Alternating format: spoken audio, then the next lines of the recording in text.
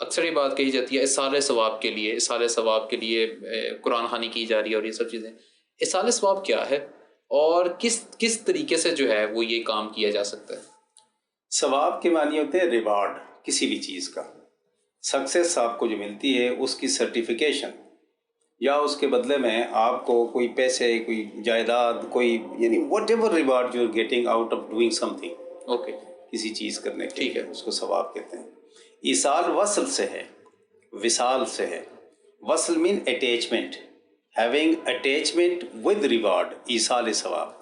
What ever you are doing here you are connecting that one to someone or some place, that is called ایصال in Arabic. Okay, ٹھیک ہو گیا. آپ کچھ یہاں پہ کرتے ہیں، اس کو آپ کنیکٹ کر دیتے ہیں، اس کو یعنی آپ بسٹاؤ کر دیتے ہیں، دے دیتے ہیں، اس کو گرانٹ کر دیتے ہیں کسی اور کو. It's mean you are connecting this of your something to someone else. Okay, ٹھیک اور ہے. سم پلیس، کسی جگہوں کے ساتھ بھی وصال ہو جاتا ہے. اسی سے وصال کہا جاتا ہے. وصال، کسی کا وصال ہو گیا. ہم عام طور پر عربی زبان کا لفظ یوز کرتے ہیں کہ یہ فلاں کی رحلت ہو گئی، فلاں کا وصال ہو گیا. رحلت کے معنی ہوتے ہیں سفر پہ چلے جانا. مسافر تھا، یہ جگہ چھوڑ دیجیے، اگلے سفر پہ چلا گیا. وصال کے معنی یہ ہوتے ہیں کہ وہ مل جانا، اس سے جس کے ساتھ ملنا، مل جانا جا کر اس سے جس کے ساتھ ملنے کا زیادہ خواہش مند تھا، ٹھیک ہوگا، اس کا وصال ہو گیا. خدا کی طرف، یہ اللہ کی طرف. ٹھیک ہے. تو ایصال ثواب کے معنی ہوتے ہیں کہ آپ نے جو کوئی اچھا کام کیا، جو کوئی نیکی کی، وہ اس کا ریوارڈ آپ نے کسی اور کو ڈونیٹ کر دیا. اوکے، ٹھیک ہو گیا. اب کلیئر ہو گئی یہ بات؟ جی بالکل بالکل. کہاں پر یہ ناجائز ہے مجھے یہ بتائیں. Your property belong to you, you want to give to someone else, you are authorise. You earn something in your life, you got that one in your possession, you become owner of that one, and then you are giving to anyone else to whomsoever you like. Definitely you can't do it. This is the belief in Islamization. یہ belief ہے Islamisation کا. نبی پاک صلی اللہ علیہ وسلم کے پاس دو صرف احادیث سے میں ذکر کروں گا. ایک صحابیہ نبی پاک صلی اللہ علیہ وسلم کے پاس تشریف لائیں اور کہنے لگی، یا رسول اللہ میری والدہ کا وصال ہو گیا ہے، لیکن میری والدہ کی خواہش تھی کہ وہ حج ادا کرے، لیکن وہ حج ادا نہیں کر سکی اور فوت ہو گئی ہے. کیا اگر اب میں اپنی والدہ کے نام کا حج ادا کروں تو اس کو ثواب مل جائے گا؟ ٹھیک ہے. ٹھیک. بخاری شریف کی حدیث ہے، مسلم شریف کی، ٹھیک ہو، یعنی جس کی سند بھی پکی ہے اور جس کا متن بھی پکا ہے. تو فرمایا کہ نبی پاک صلی اللہ علیہ وسلم نے فرمایا کہ ہاں آپ حج ادا کرو، اس کا کوئی بھی اور ثواب کا کام، نیکی کا کام کرو، اس کا ایصال کرو. پروردگارا اس کا ثواب جتنا بھی تو تیرے ہاں قبولیت کے بعد کا معاملہ ہے، لیکن جو بھی ہے میری اس والدہ کو عطا کر دینا، میرے بھائی کو عطا کر دینا جو اس وقت دنیا میں موجود نہیں ہے. اور ایصال ثواب اسی وقت ہوتا ہے جب خود بندہ پریکٹیکلی طور پر خود ارن کرنے کے قابل نہ ہو. In the same way, some of our people, they are doing their job throughout their life till 60 years. Then they become retired. They are unable to do their job at that time. Whatever we at that time, having any kind of relation with them, we are earning something. Can we allow to give some portion of that one to someone else or not? In the same manner, they are gone from this world.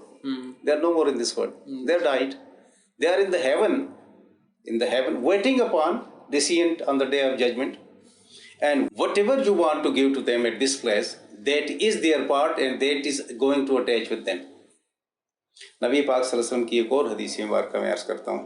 آپ صلی اللہ علیہ وسلم نے فرمایا کہ بہت سارے ایسے لوگ جو اس دنیا سے وفات پا جاتے ہیں، وفات ہونے کے بعد ان کے نامہ اعمال بے انتہا درجے کے بھرے ہوتے ہیں. انہوں نے دنیا میں ساری نیکی کمائی ہیں، قیامت کے دن ان کے پاس ذرہ بھی نہیں ہوگا اور وہ جہنم میں جائیں گے. بہت سارے ایسے لوگ جو دنیا میں وفات پاتے ہیں اور اس کے بعد ان کی نیکیاں بالکل قلیل ہوتی ہیں، کچھ نہیں ہوتی ہیں، قیامت کے دن ان کے پاس بہت بڑی مقدار میں نیکیاں ہوں گی اور جنت میں چلے جائیں گے. فرمایا یا رسول اللہ کیسے؟ تو آپ صلی اللہ علیہ وسلم نے فرمایا کہ وہ اس طریقے سے کہ جو لوگ یہاں دنیا میں نیکی کمانے کے بعد دنیا سے چلے جاتے ہیں، بہت زیادہ ان کے اپنے نامہ اعمال میں ہوتے ہیں، لیکن پیچھے کوئی ایسا کام نہیں چھوڑتے یا کوئی ایسا کام کر گزرتے ہیں جو چھوٹا سا انہیں نظر آتا ہے، وہ بعد میں پھیل کر بہت بڑا تناور درخت بن جاتا ہے، اور جو برا ہوتا ہے اس کا پھل ہر طرف پھیلتا ہے، برائی پھیلاتا ہے، تو اس کے پھیلانے کی وجہ سے اس کے نامہ اعمال میں وہ برائیاں بڑھتی چلی جاتی ہیں اور نیکیاں گھٹتی چلی جاتی ہیں۔ آپ صلی اللہ علیہ وسلم نے یہ بھی فرمایا کہ جس شخص نے پہلا قتل قابیل نے کیا، قیامت تک آنے والے جتنے قتل ہوں گے اس کے نامہ اعمال میں اس قتل کی برائیاں بھی لکھی جاتی رہیں گی۔ یہ معاملہ ہے اس شخص کا جس نے دنیا میں بہت اچھے کام کیے، ذاتی طور پر ایک برا کر دیا، اس کی برائی پھیلتی چلی گئی اور قیامت کے دن اس کے پلے کچھ بھی نہیں رہا۔ کچھ ایسے لوگ ہیں جو زندگی میں اتنا اچھا نہیں کر گئے، لیکن اپنی زندگی کے آخری دنوں میں کوئی ایسا کام کر گئے، اپنی اولاد کی اچھی تربیت کر گئے، تعلیم دے دی کسی آپ کو، وہ تعلیم کا لفظ اور نقطہ، وہ حرف، وہ جملہ، وہ اقتباس، وہ پوری کی پوری سٹیٹمنٹ قیامت تک جہاں جہاں سفر کرتی جائے گی اس شخص کے نامہ اعمال میں بڑھتا چلا جائے گا۔ یہ ہے ایصال ثواب، جو کچھ کیا اس کا حصہ آپ کو ملتا رہا، کنٹینیوس پروسیس ہے، ملتا رہا آپ کو۔ اور پھر آگے یہ بات بھی نبی پاک صلی اللہ علیہ وسلم نے فرمائی کہ قیامت کے دن بہت سارے وہ لوگ جنہوں نے دنیا میں اپنے معاملات کو کلیئر نہیں کیا، اسپیشلی لین دین کے معاملات یا دیگر معاملات، تو قیامت کے دن اس کی نیکیاں ساری ان لوگوں کو دی جائیں گی، بیلنس کیا جائے گا، بیلنس کی۔ اور حتیٰ کہ ایک وقت ایسا آئے گا کہ اس کے پاس نیکی کچھ نہیں رہے گی، تو جس کا قتل کیا ہوگا وہ قتل اس کے گلے میں ہوگا، جس کا ریپ کیا ہوگا وہ ریپ اس شخص کے گلے میں ہوگا، ڈاکہ ڈالا ہے تو وہ اس شخص کے گلے میں ہوگا، غبن کیا ہے، رشوت ستانی کی ہے، کرپشن کی ہے، چور بازاری کی ہے، دنیا میں جتنی برائیاں کی ہیں وہ ساری اس کے گلے میں پڑی ہوں گی۔ یہ کہے گا یا اللہ یہ میں نے کیا ہی نہیں ہے، اس لیے کہ تم نے اپنے معاملات کلیئر نہیں کیے۔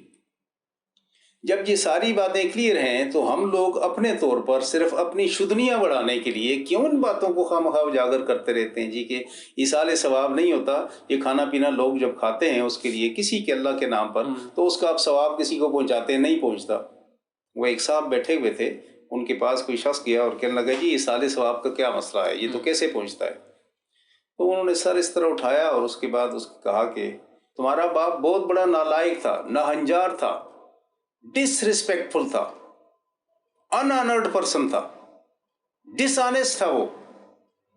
اب وہ شخص بڑا معزز تھا، اس نے غصہ آ گیا، اس نے کہا آپ کو یہ حق کس نے دیا ہے کہ میرے مرے ہوئے باپ کو گالیاں دیتے ہو؟ ٹھیک ہے۔ تو وہ مسکرائے اور انہوں نے کہا کہ جب گالیاں جاتی ہیں تو اس کی آپ اچھے الفاظ میں کسی کو یاد کرتے ہیں کہ اس کا باپ اچھا تھا، اللہ تعالیٰ اس کو وہاں اور اچھا کرے، یہ بھی تو اس کے پاس جاتا ہے یا نہیں جاتا؟ گالیاں یہ سمجھانے کا ایک طریقہ تھا اس کے لیے۔ These are only we can say arguments for the sake of arguments. ثواب ہر حال میں پہنچتا ہے، عذاب بھی پہنچتا ہے، صرف ثواب ہی نہیں، عذاب بھی پہنچتا ہے۔ جی یہ نا اس پہ تکیہ کیے رکھیں کہ صرف ثواب پہنچتا ہے، عذاب بھی پہنچتا ہے۔ تم برائی کرو گے تو تمہارے باپ کو اس کا عذاب بھی پہنچے گا، برائی تم نے کی اس کا عذاب تمہارے باپ کو بھی پہنچے گا، اس لیے کہ اس باپ کے تم بیٹے ہو، اس نے تمہاری تربیت نہیں کی۔ کلکم رائن و کلکم مسئول عن رعیتہ،